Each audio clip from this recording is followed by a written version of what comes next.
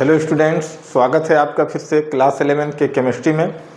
हम पढ़ रहे थे परमाणु संरचना एटॉमिक स्ट्रक्चर, जिसमें हम तरंग सिद्धांत की सीमाएं पिछले वीडियो में कवर किए हैं। तो तरंग सिद्धांत की सीमाएं में हमने देखा कि पूरे अगर विद्युत जो सनलाइट है उसको अगर टोटली विद्युत चुंबकीय तरंग मान लिया जाए तो विद्युत चुंबकीय तरंग विद्युत चुंबकीय तरंग या विकिरणों की जो सीमाएं हैं, जो लिमिटेशन है, उसमें हमने देखा था कि वो ब्लैक बॉडी को पूर्ण रूप से उसके नेचर को व्याख्या नहीं कर पाता है। और दूसरा पढ़े थे हम, प्रकाश विद्युत प्रभाव का भी व्याख्या नहीं हो पाता है जब प्रकाश को टोटली तरंग मान लिया जाता है। तो अब देखिए, आज हम पढ़ने जा रहे हैं उसी का सेकेंड पॉइंट, प्रकाश विद्युत प्रभाव, जिसका अंग्रेजी नाम है फोटो इलेक्ट्रिक इफेक्ट। प्रकाश विद्युत प्रभाव यह है कि जब किसी धातु के सतह पर प्रकाश किरण आपतित होती है तो उससे इलेक्ट्रॉन का उत्सर्जन होता है, जिससे वह विद्युन्मय हो जाता है या विद्युत उस परिपथ में विद्युत धारा प्रवाहित होने लगती है। इसी घटना को क्या बोला जाता है? प्रकाश विद्युत प्रभाव कहा जाता है। देखिए लिखा हुआ है, जब किसी धातु के सतह से फोटॉन के प्रभाव में इलेक्ट्रॉन का उत्सर्जन होता है तो इस घटना को प्रकाश विद्युत प्रभाव कहा जाता है। तो देखने की बात यह है कि फोटॉन क्या है। तो जो सूर्य का प्रकाश जो है किसी धातु के सतह पर आपतित हो रही है या आ रही है तो सतत नहीं आ रही, कंटिन्यूअस नहीं आ रही है, बल्कि ऊर्जा के पैकेटों के रूप में पहुंच रही है या किसी धातु के सतह पर आपतित हो रही है। उस ऊर्जा के पैकेट को ही क्या बोला जाता है? क्वांटा बोला जाता है। क्या बोला जाता है? क्वांटा बोला जाता है। और क्वांटा से संलग्न ऊर्जा को क्या बोला जाता है? फोटॉन बोला जाता है। ठीक है, ये बात क्लियर होना चाहिए कि फोटॉन क्या है, क्योंकि फोटॉन शब्द आते ही हमारे कई छात्र जो हैं वो कंफ्यूज हो जाते हैं कि फोटॉन है क्या। तो आप समझ गए कि सूर्य का जो ऊर्जा है सतत रूप से ना होकर ऊर्जा के छोटे छोटे पैकेटों के रूप में आता है। उस पैकेट को क्वांटा कहा जाता है और क्वांटा के साथ संलग्न ऊर्जा को क्या बोला जाता है? फोटॉन बोला जाता है। क्लियर हो गया? तो जब फोटॉन किसी धातु के सतह पर आपतित होती है तो उससे इलेक्ट्रॉन का उत्सर्जन होता है, इमिट होता है। इसी घटना को क्या बोला जाता है? प्रकाश विद्युत प्रभाव या फोटो इलेक्ट्रिक इफेक्ट कहा जाता है। फोटो इलेक्ट्रिक इफेक्ट जैसे घटना के लिए हमारे जो भौतिक शास्त्री हैं उसमें सबसे पहले हर्ट्ज का नाम आता है, जो 1887 में इस घटना को उन्होंने देखा और प्रयोग में लाया। इसके अलावा इसमें अन्य लोगों ने जो प्रयोग किया उसमें हॉलबॉक और लेनार्ड वगैरह भी ने प्रयोग किया, लेकिन इसकी अंतिम व्याख्या जो है अल्बर्ट आइंस्टीन ने ही दिया। ठीक है, तो हम प्रकाश विद्युत प्रभाव की घटना को विद्युत परिपथ के माध्यम से समझते हैं तो आपके लिए और भी सरल हो जाएगा। तो देखिएगा, गौर से देखिएगा।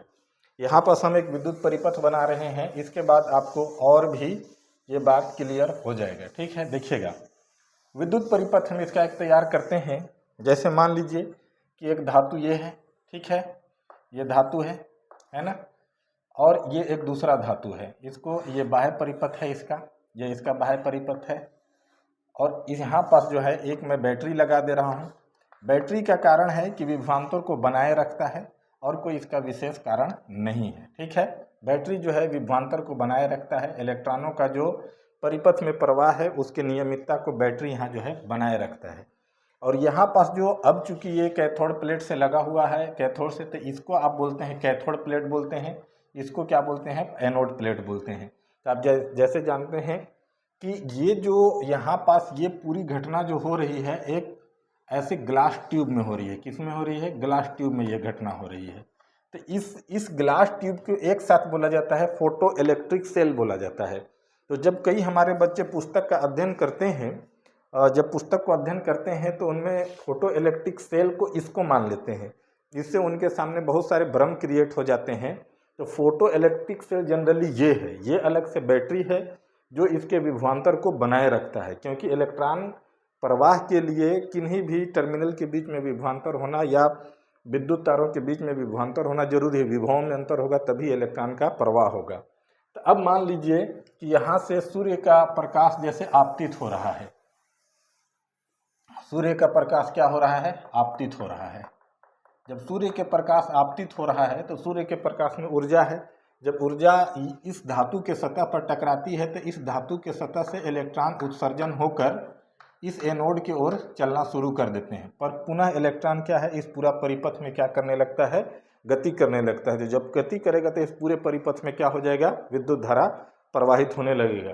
तो प्रकाश के प्रभाव में आप देख रहे हैं कि विद्युत धारा का प्रवाह हो रहा है, इसीलिए इस घटना को आप क्या बोलते हैं, प्रकाश विद्युत प्रभाव बोलते हैं।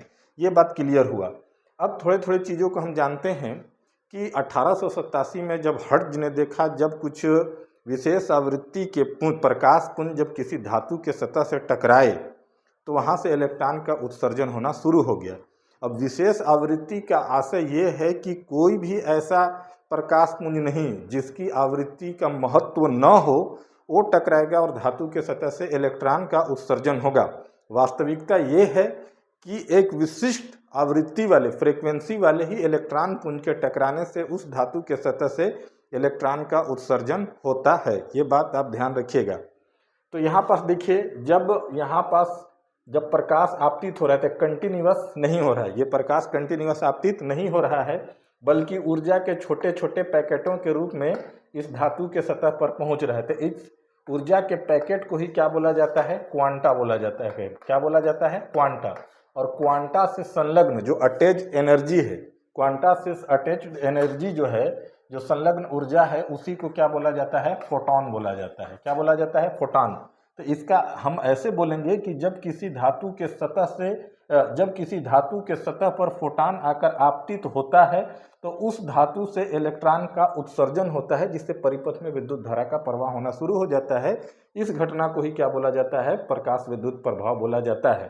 अब चूंकि फोटॉन के प्रभाव में विद्युत इलेक्ट्रॉन का उत्सर्जन हुआ है तो इसको फोटो इलेक्ट्रॉन बोला जाता है। क्या बोला जाता है, फोटो इलेक्ट्रॉन बोला जाता है। ये सब शब्दावली को ध्यान देंगे, है ना। फोटॉन के प्रभाव में किसी धातु के सतह से उत्सर्जित इलेक्ट्रॉन को फोटो इलेक्ट्रॉन बोला जाता है। और यहाँ बैटरी लगाए जाने का मकसद है कि ये विभवांतर को बनाए रखता है। तो अब जो हमारे विचारशील बच्चे जो हैं, जो बहुत कुछ सोचते हैं, अब ये वो सोचेंगे कि क्या हर चीज़ में बैटरी लगाना अनिवार्य है, तो ये जरूरी नहीं है। अगर बैटरी नहीं है तो इसके जैसी और कोई अन्य युक्ति होगी जो विभवांतर को बनाए रखेगा, जैसे ट्रांजिस्टर, इन्वर्टर इत्यादि वगैरह हैं। कि ट्रांजिस्टर लगा दिया, बैटरी नहीं है, तो जैसे पीएन डायोड वगैरह हो गया या आपका इन्वर्टर वगैरह हो गया, इस टाइप की चीज़ें लगी रहेंगी जो विभवांतर को बनाए रखे, ताकि इलेक्ट्रॉन का प्रवाह सुगमता पूर्वक होता रहे। तो ये हर्ट्ज के प्रयोग थे विशेष आवृत्ति वाले ही प्रकाश पुंज के आपतन से ही किसी भी धातु के सतह से इलेक्ट्रॉन का उत्सर्जन हो रहा था। ठीक है। अब देखिएगा कि इसमें लेनार्ड ने प्रयोग किया, बाद में हेल्वाक ने प्रयोग किया, तो सभी के जो साझे प्रयोग थे उससे कुछ निष्कर्ष निकले। तो क्या है देखिएगा, पहला पॉइंट देखिएगा, किसी धातु के सतह से इलेक्ट्रॉनों के उत्सर्जन के लिए न्यूनतम ऊर्जा की आवश्यकता होती है, जिसे देहली ऊर्जा कहते हैं। और इस देहली ऊर्जा के लिए उस फोटॉन की जो मिनिमम आवृत्ति है उसको देहली आवृत्ति बोला जाता है ना। थ्रेशोल्ड एनर्जी के लिए जो मिनिमम फ्रीक्वेंसी की ज़रूरत है उसी को क्या बोला जाता है, थ्रेशोल्ड फ्रीक्वेंसी बोला जाता है। थ्रेशोल्ड एनर्जी के लिए जितनी फ्रीक्वेंसी की ज़रूरत है उसको थ्रेशोल्ड फ्रीक्वेंसी बोला जाता है। मतलब टोटली क्या डिपेंड कर रहा है कि किसी धातु के सतह से इलेक्ट्रॉनों के उत्सर्जन के लिए न्यूनतम ऊर्जा की आवश्यकता होती है, जिसे देहली ऊर्जा कहा जाता है। और इस देहली ऊर्जा के लिए आवश्यक आवृत्ति को क्या बोला जाता है, देहली आवृत्ति बोला जाता है, थ्रेशोल्ड फ्रीक्वेंसी बोला जाता है। इसका मतलब अब क्या समझ रहे हैं कि धातु के सतह से इलेक्ट्रॉन को उत्सर्जन के लिए जो प्रकाश का पैकेट या फोटॉन जो आ रहा है, उस फोटॉन में एक विशेष आवृत्ति होना चाहिए। उस न्यूनतम आवृत्ति को ही क्या बोला जाता है, देहली आवृत्ति बोला जाता है। दूसरा पॉइंट देखिए क्या लिख रहा है कि उत्सर्जित इलेक्ट्रॉन अर्थात फोटो इलेक्ट्रॉन, जिसकी चर्चा हम कर चुके हैं। उत्सर्जित इलेक्ट्रॉन अर्थात फोटो इलेक्ट्रॉन की गतिज ऊर्जा आपतित विकिरण है ना, मतलब फोटॉन के आवृत्ति के समानुपाती होता है। मतलब आप देखिएगा, हम दो चीज़ आप कह रहे हैं, एक चीज़ को ध्यान दीजिएगा कि जब फोटॉन आपतित हो रहा है तो इलेक्ट्रॉन उत्सर्जन हो रहा है, एक घटना ये हम बोल रहे हैं। अब इलेक्ट्रॉन यहाँ से चलकर एनोड प्लेट तक आ रही है, दूसरी घटना हम ये बोल रहे हैं। इसका मतलब है कि इस पूरी प्रक्रिया में दो घटनाएं घट रही है, एक इलेक्ट्रॉन का उत्सर्जन होना और एक क्या होना, इलेक्ट्रॉन को एनोड प्लेट की ओर चलना। इसका मतलब फोटॉन की जो यहाँ ऊर्जा आपतित हो रही है वो फोटॉन की कुल ऊर्जा जो है दो भागों में क्या हो जा रही है, यहाँ विभक्त हो जा रही है। पहला कहाँ, इस धातु के सतह से इलेक्ट्रॉन को उत्सर्जन में बाहर निकालने के लिए, और दूसरा इस इलेक्ट्रॉन उत्सर्जित इलेक्ट्रॉन को गतिज ऊर्जा देने के लिए, ताकि गति करके कहाँ पहुँच सके, एनोड प्लेट की ओर पहुँच सके। ये बात क्लियर हुआ। इसीलिए बोल रहा है कि उत्सर्जित इलेक्ट्रॉन अर्थात फोटो इलेक्ट्रॉन की गतिज ऊर्जा आपतित विकिरण के फोटान की आवृत्ति के समानुपाती होगी, अर्थात जितनी इसकी आवृत्ति होगी उतना ही यहाँ पास इलेक्ट्रॉन की क्या होगी, गतिज ऊर्जा होगी। मतलब ये क्या बोल रहा है कि आवृत्ति के क्या है, समानुपाती होता है। तीसरा पॉइंट देखिए, उत्सर्जित इलेक्ट्रॉन की ऊर्जा आपतित विकिरण की तीव्रता पर निर्भर नहीं करती है। यही पास समस्या था। जो विद्युत चुंबकीय तरंग सिद्धांत है, जब विकिरण को, सूर्य प्रकाश को जब तरंग टोटली माना गया तो समस्या यही आ रही थी कि ऊर्जा जो है तीव्रता के वर्ग के, ऊर्जा जो है तीव्रता और आयाम के वर्ग के समानुपाती है, जो आवृत्ति से और वेवलेंथ से क्या है, स्वतंत्र है। लेकिन हम यहाँ देख रहे हैं कि आवृत्ति से स्वतंत्र नहीं है, बल्कि आवृत्ति सबसे आवश्यक यहाँ जो है कंपोनेंट है, या मतलब जरूरी चीज है, जिसके वजह से इलेक्ट्रॉनों का उत्सर्जन हो रहा है। अगर आवृत्ति उस योग्य नहीं है तो वो प्रकाश विद्युत प्रभाव की घटना नहीं घटेगी। तो यहाँ का उत्सर्जित इलेक्ट्रॉन की ऊर्जा आपतित विकिरण के तीव्रता पर निर्भर नहीं करती है, इंटेंसिटी पर निर्भर नहीं करती है। मतलब यहीं पास क्या होता है कि तरंग सिद्धांत के सीमाओं का पालन नहीं होता है, जबकि तरंग सिद्धांत का कहना है कि तीव्रता जरूरी है ऊर्जा के लिए। ठीक है, तो यहाँ पर प्रकाश विद्युत प्रभाव की घटना की व्याख्या को विद्युत चुंबकीय तरंग सिद्धांत ने आसानी से नहीं कर पाया। ठीक है, लेकिन जब आवृत्ति बेस इसको किया गया तो ये घटना बड़ी सरलता से हो गया।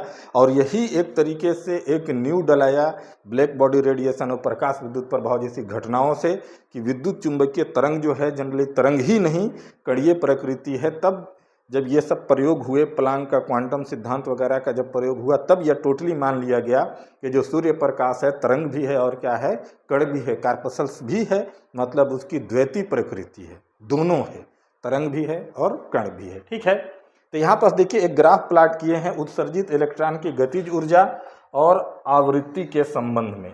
आवृत्ति के मध्य एक ग्राफ खींचे हैं। यहाँ पर देखिए, ये आपको दिख रहा है ना, ये आवृत्ति के लिए जो ग्राफ है। तो यहाँ पर देखिएगा आवृत्ति और गतिज ऊर्जा के मध्य में जो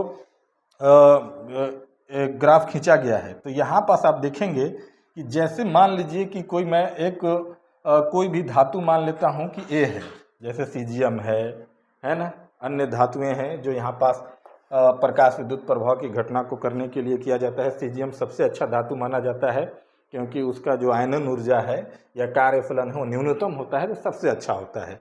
तो जब मान लीजिए कि कोई फोटान इस धातु के सतह पर आकर आपतित हो रहा है ना, और इस धातु से इलेक्ट्रॉन को उत्सर्जन होने के लिए न्यूनतम ऊर्जा की आवश्यकता मैं मान लूँ कि 600 जूल है। क्या है? 600 जूल है। तो जब तक 600 जूल ऊर्जा वाला फोटान नहीं आपतित होगा इसमें, है ना, जब से 600 जूल ऊर्जा वाला फोटान आपतित नहीं होगा तब तक यहाँ से इलेक्ट्रॉन का उत्सर्जन नहीं होगा। हम एक उदाहरण लिए हैं, ठीक है, आप आगे पढ़ेंगे तो इलेक्ट्रॉन वोल्टमीटर की एनर्जी को आप देखेंगे। तो यहाँ पास आप देखेंगे कि इतना जरूरी है। ठीक है, तो 600 जूल ऊर्जा किसके ऊपर डिपेंड कर रहा है? आवृत्ति के ऊपर डिपेंड कर रहा है ना। तो आवृत्ति को अगर मैं मान लूँ कि देहली आवृत्ति इतना में अटैच है ना, कि जब ऊर्जा पर्याप्त है इलेक्ट्रॉन उत्सर्जन के लिए तो आवृत्ति भी देहली आवृत्ति के बराबर जो है इलेक्ट्रॉन उत्सर्जन हुआ है। तो यहाँ से इलेक्ट्रॉन उत्सर्जन हो गया। ठीक है, तो 600 जूल ऊर्जा किसमें खर्च हो रहा है? इस धातु के सतह से इलेक्ट्रॉन को निकालने के लिए। तो ये वाला ग्राफ जो है वो उसी को बता रहा है कि इतना ऊर्जा हमने किसमें लॉस कर दिया? हमने कर दिया यहाँ से इलेक्ट्रॉन को निकालने में। अब जब इसको गति करना है, मतलब कैथोड प्लेट से एनोड प्लेट की ओर जाना चाहिए, तो यहाँ उत्सर्जित इलेक्ट्रॉन को गतिज ऊर्जा चाहिए। तो शेष ऊर्जा किसमें जाएगा? इसको इलेक्ट्रॉन को गति देने के लिए। इसलिए ये वाला ग्राफ का जो प्लॉट है यहाँ से शुरू हो रहा है ना। ये रेखा जो है कहाँ से शुरू हो रहा है? यहाँ से शुरू हो रहा है।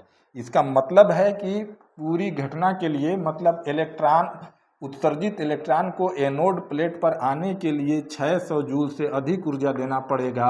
मान लीजिए कि प्लस 800 जूल और ऊर्जा, मतलब 1400 जूल, 600 और 800 1400 जूल ऊर्जा वाला जब फोटान आकर आपतित हो रहा है तो 600 जूल इसको इलेक्ट्रॉन निकालने में जा रहा है और 800 जूल क्या है इलेक्ट्रॉन को गतिज ऊर्जा देने में जा रहा है, ताकि यहाँ से यहाँ तक ये कैथोड प्लेट से एनोड प्लेट तक पहुँच सके। अर्थात जैसे जैसे आवृत्ति बढ़ाएंगे तो गतिज ऊर्जा क्या होगी, वैसे वैसे बढ़ेगी। अब क्या है कि तीव्रता पर निर्भर नहीं करती है। इसका मतलब है कि इसमें कितनी तीव्रता का फोटान आपतित हो जाए, कितनी तीव्रता का फोटान, कितनी इंटेंसिटी वाला फोटान आपतित हो जाए उस सतह पर, अगर उसकी आवृत्ति या ऊर्जा दहली आवृत्ति से कम है तो वहाँ से इलेक्ट्रॉन का उत्सर्जन नहीं होगा, जिसकी व्याख्या यहाँ देखिए इस ग्राफ से किया गया है। ये तीव्रता है और ये गतिज ऊर्जा है। गतिज ऊर्जा के लिए आपको कोई भी यहाँ रेखा नहीं दिखाई दे रहा है, सीधे एक फिक्स्ड वैल्यू आएगा, अर्थात तीव्रता पर उत्सर्जित इलेक्ट्रॉन की गतिज ऊर्जा जो है डिपेंडेबल नहीं है। ये बात क्लियर हुआ।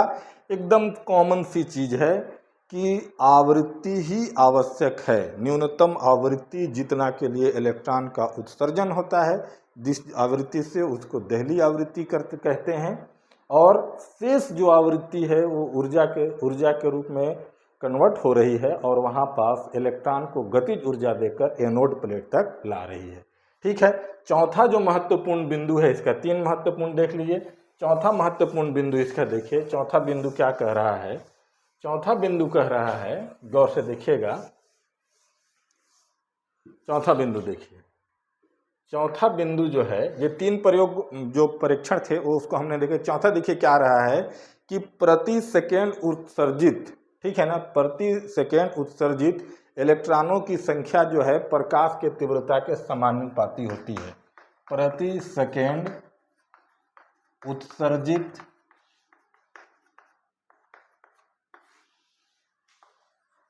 ठीक है, प्रति सेकेंड उत्सर्जित इलेक्ट्रॉनों की संख्या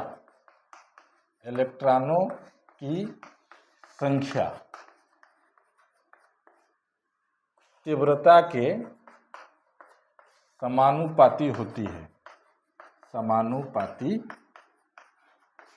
होती है, गौर से देखिएगा, यहाँ दोनों आशय को समझिए।